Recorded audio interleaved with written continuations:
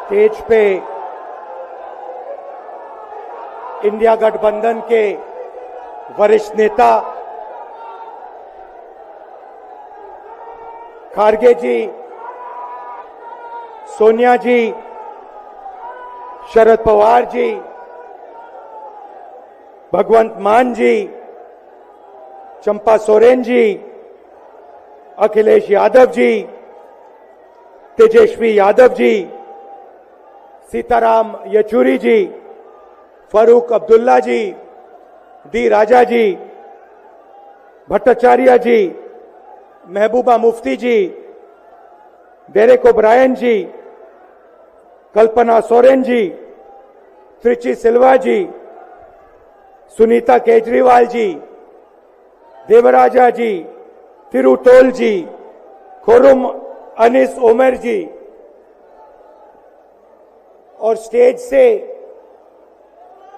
मैं केजरीवाल जी और सोरेन जी का भी नाम लेना चाहता हूं, क्योंकि वो आज यहां है नहीं, मगर दिल में हम सब एक साथ खड़े हैं। भाइयों और बहनों, इंडिया गठबंधन के कार्यकर्ताओं, आप सबका यहां बहुत बहुत स्वागत, नमस्कार।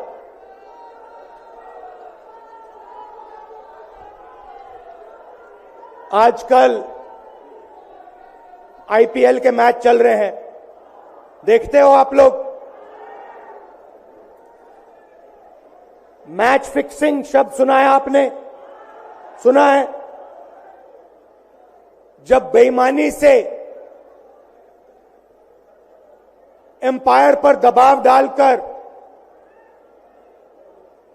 प्लेयर को खरीदकर कैप्टन को डराकर मैच जीता जाता है। क्रिकेट में उसको मैच फिक्सिंग कहा जाता है। हमारे सामने लोकसभा का चुनाव है।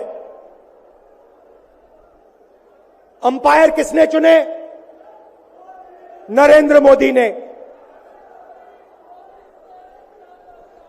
हमारी टीम में से मैच शुरू होने से पहले 2 खिलाड़ियों को अरेस्ट करके अंदर कर दिया। तो भाइयों और बहनों,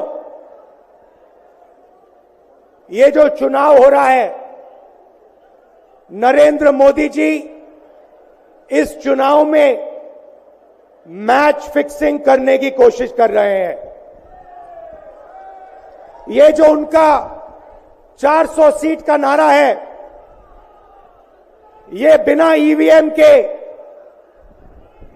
बिना मैच फिक्सिंग के, बिना सोशल मीडिया और प्रेस पर दबाव डालकर खरीदकर, ये 180 पार नहीं होने जा रहा है। सब मिलाकर आप देखिए, कांग्रेस पार्टी विपक्ष की सबसे बड़ी पार्टी है। हमारे सारे के सारे बैंक अकाउंट बंद कर दिए गए हैं। चुनाव के बीच में देश की सबसे बड़ी ऑपोजिशन की पार्टी के सारे अकाउंट बंद कर दिए। हमें कैंपेन चलाना है, हमें लोगों को प्रदेशों में भेजना है, पोस्टर लगवाने हैं। सारा का सारा जो हमारे रिसोर्सेज हैं, बैंक अकाउंट बंद कर दिए गए हैं। तो ये कैसा चुनाव हो रहा है? नेताओं को धमकाया जाता है, पैसे देकर सरकारों को गिराया जाता है, नेताओं को जेल में डाला जाता है। केजरीवाल जी को, सोरेन जी को ये पूरी की पूरी मैच फिक्सिंग करने की कोशिश की जा रही है। और ये मैच फिक्सिंग सिर्फ नरेंद्र मोदी नहीं कर रहे हैं। ये मैच फिक्सिंग नरेंद्र मोदी और हिंदुस्तान के 3-4 सबसे बड़े अरबपति मिलकर कर रहे हैं। यह सच्चाई है। और यह मैच फिक्सिंग क्यों हो रही है? भाइयों और बहनों, इसका सिर्फ एक लक्ष्य है कि हिंदुस्तान का संविधान, जिसने इस देश के गरीब लोगों को भविष्य दिया, सपने देखने का हक दिया, उस संविधान को हिंदुस्तान के गरीब जनता से के हाथ से छीनने के लिए यह मैच फिक्सिंग की जा रही है। और मैं आपको बताना चाहता हूं कि जिस दिन यह संविधान खत्म हो गया, उस दिन यह हिंदुस्तान नहीं बचेगा। इसको पुलिस से, धमकी से नहीं चलाया जा सकता है। यह जो संविधान है, हिंदुस्तान की जनता की आवाज है, हिंदुस्तान के दिल की धड़कन है। इसको जिस दिन खत्म कर दिया गया, उस दिन यहां पे हिंदुस्तान नहीं बचेगा। अलग अलग स्टेट हो जाएंगे, हिंदुस्तान नहीं बचेगा। यही इनका लक्ष्य है। ये सोचते हैं कि संविधान के बिना धमकाकर, डराकर police, CBI, ED, income tax department के साथ देश चलाया जा सकता है। ये सोचते हैं मीडिया के बिना देश चलाया जा सकता है। आप मीडिया को खरीद सकते हो, आप मीडिया को दबा सकते हो, आप मीडिया के रिपोर्टर्स का मुंह बंद कर सकते हो, मगर आप हिंदुस्तान की आवाज को नहीं दबा सकते हो।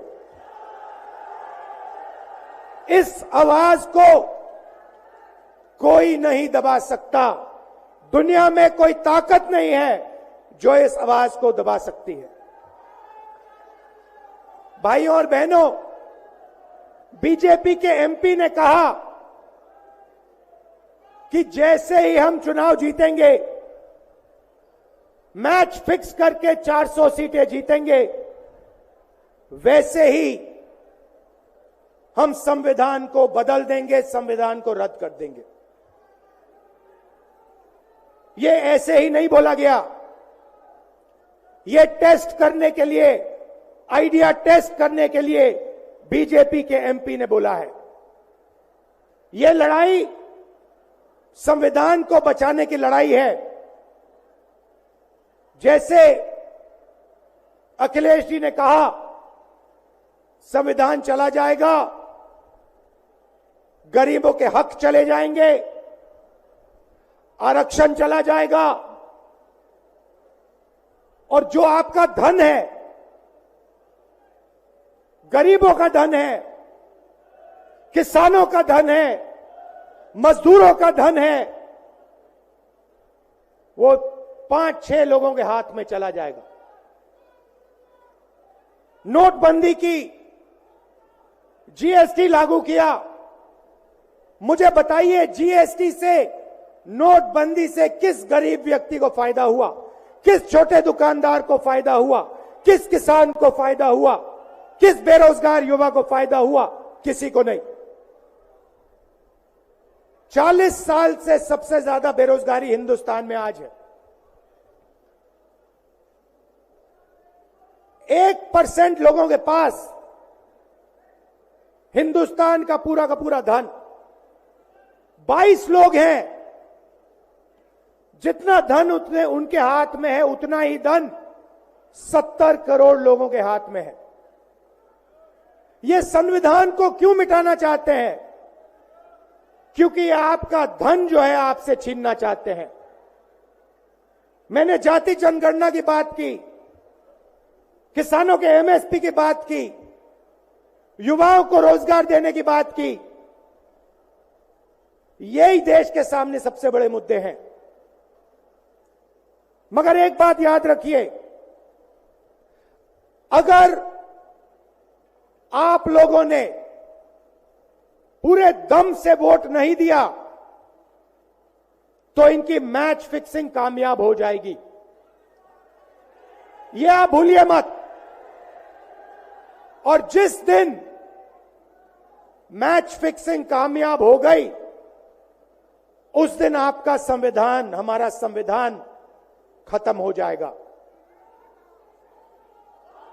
जिस दिन संविधान खत्म हो गया, उस दिन हिंदुस्तान के दिल पर एक बहुत बड़ी चोट लगेगी। तो ये जो चुनाव है, ये चुनाव कोई मामूली चुनाव नहीं है। ये चुनाव हिंदुस्तान को बचाने का, संविधान को बचाने का, और जो गरीबों का हक है, किसानों का हक है, पिछड़े वर्गों का, दलितों का, आदिवासियों का, गरीब जनरल कास्ट के लोगों का हक है, उसको बचाने का हक है, उसको बचाने का चुनाव है। यह बात आप याद रखिए, क्योंकि अगर यह चुनाव जहां मैच फिक्सिंग की जा रही है, वो पूरे देश को दिख रहा है, बीजेपी के लोग कह रहे हैं। कल में से एक व्यक्ति मिलने आया, मुझे कहता है मैं ट्रेन से आया, मेरे साथ बीजेपी के कार्यकर्ता बैठे थे, उन्होंने कहा कि कुछ ना कुछ गड़बड़ है। यह सच्चाई है। इलेक्शन कमीशन के लोगों को नरेंद्र मोदी जी ने बैठाया, दो नेताओं को, दो चीफ मिनिस्टरों को जेल में डाला। चुनाव से कुछ ही महीने पहले अगर डालना था तो 6 महीने बाद डाल देते, 6 महीने पहले डाल देते। नहीं, चुनाव से 2-3 महीने पहले 2 चीफ मिनिस्टर को डालना था। आपने हमारे बैंक अकाउंट बंद किए। बैंक अकाउंट बंद करने थे, 6 महीने पहले करते, 1 साल पहले करते, 6 महीने बाद करते, कोई फर्क नहीं पड़ता।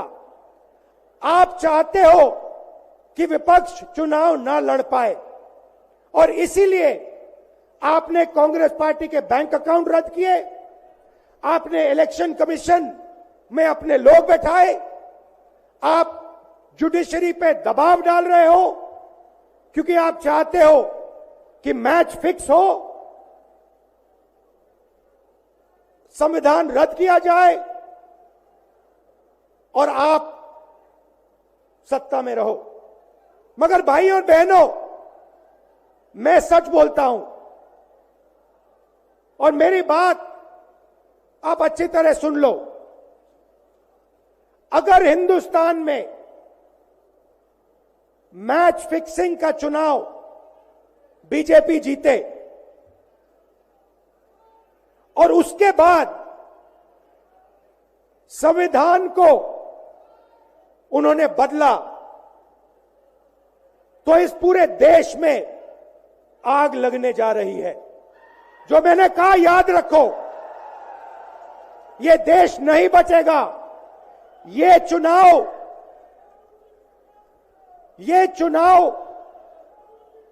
वोट वाला चुनाव नहीं है। ये चुनाव हिंदुस्तान को बचाने वाला चुनाव है, संविधान की रक्षा वाला चुनाव है। धन्यवाद। जय हिंद।